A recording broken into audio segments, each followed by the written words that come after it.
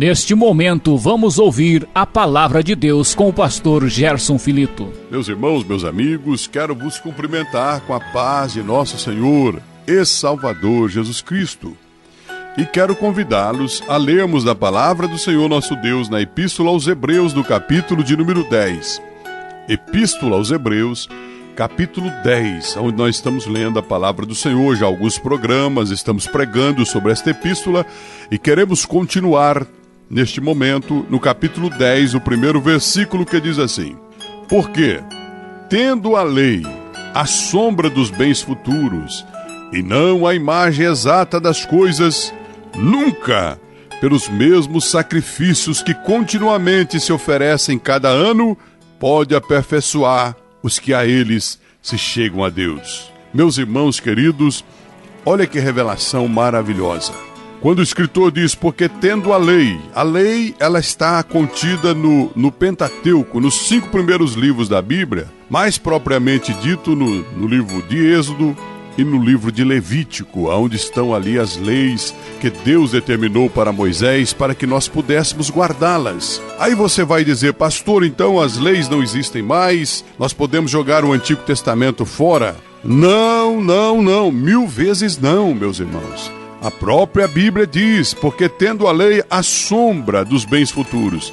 Olha, o que é sombra? Tudo que está na lei, meu irmão, ela se cumpriu em Cristo Jesus.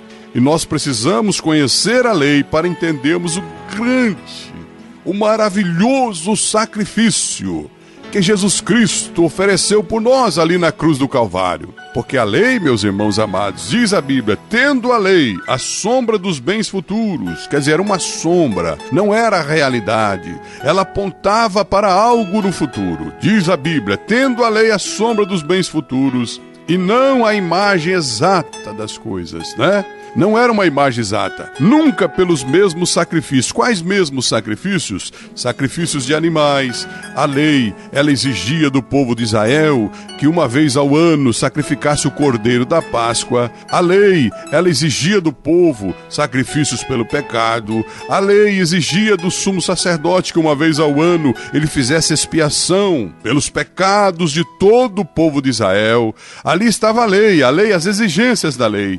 Mas a Bíblia diz que a lei era uma sombra dos bens futuros e não a imagem exata das coisas. Mas quais bens futuros? A lei apontava, meus irmãos, para nós hoje. Jesus veio, ele cumpriu toda a lei, irmão. Toda a lei Jesus cumpriu. Ele disse que não poderia cair nenhum jota da lei sem que tudo fosse cumprido. Jesus cumpriu, irmão. Ele guardou tudo que a lei ordenava. Ele não pecou. Ele, de forma alguma, Jesus não teve nenhum pecado. Ele não pecou pelas suas palavras, ele não pecou por gestos, ele não pecou pelos seus olhos, não pecou pela sua audição, não pecou nos pensamentos. Jesus nunca pecou, meu irmão. Jesus não teve nenhum pecado. Glórias ao nome do Senhor para sempre. Então, meus irmãos queridos, a lei, diz a Bíblia, que era uma sombra dos bens futuros e não a imagem exata das coisas. Então tinha o cordeiro. Por exemplo, a lei, ela exigia que o povo de Israel guardasse o sábado, irmão. O sábado também era um tipo de Jesus Cristo, era um dia de descanso, onde o povo parava para se adorar a Deus.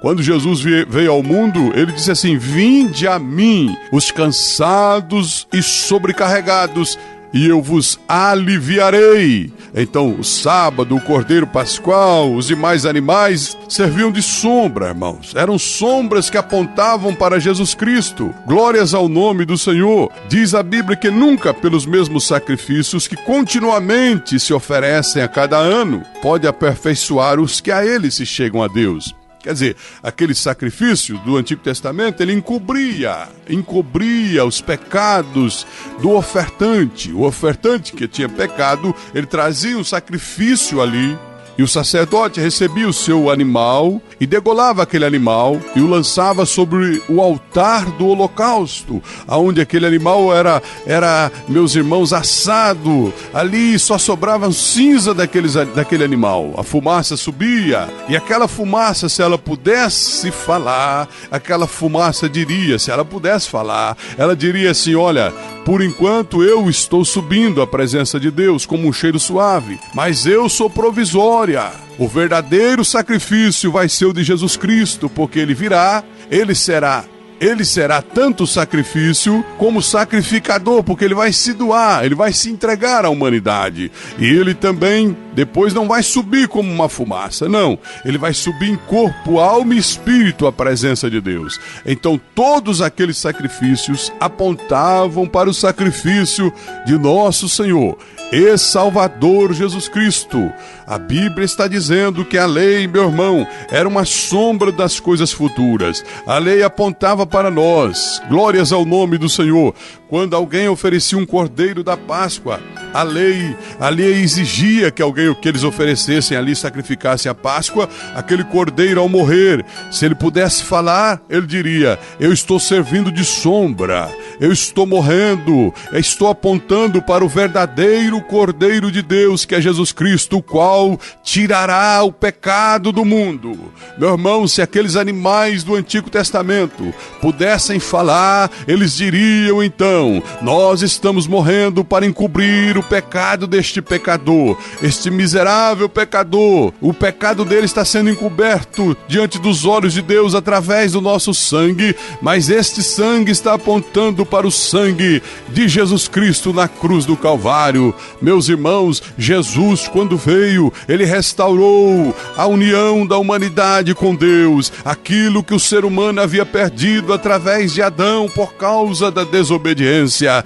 Jesus, vindo ao mundo, irmão, ele foi obediente, ele não abriu a sua boca. A Bíblia diz: como uma ovelha muda, ele foi levado ao matadouro, e diante daqueles que estavam lhe matando, ele não abriu a sua boca, ele ficou calado, ele sofreu calado para pagar o preço dos nossos pecados. Sabe por quê, meu irmão? Não tem como Satanás acusar um crente, uma vida que aceita Jesus Cristo. Não tem como, porque Jesus, além de pagar o preço pelos nossos pecados, diz a Bíblia Sagrada, que ele nos justifica diante de Deus. O que é justificar, pastor Gerson? Ele pega a justiça que ele praticou e ele imputa em nós. Ele nos perdoa, imputa a justiça em nós e diz: a partir de agora você está justificado. Você se torna justo diante de Deus, não pelos teus méritos, mas pelos méritos de nosso Senhor e Salvador Jesus Cristo. E para resolver de vez esse problema,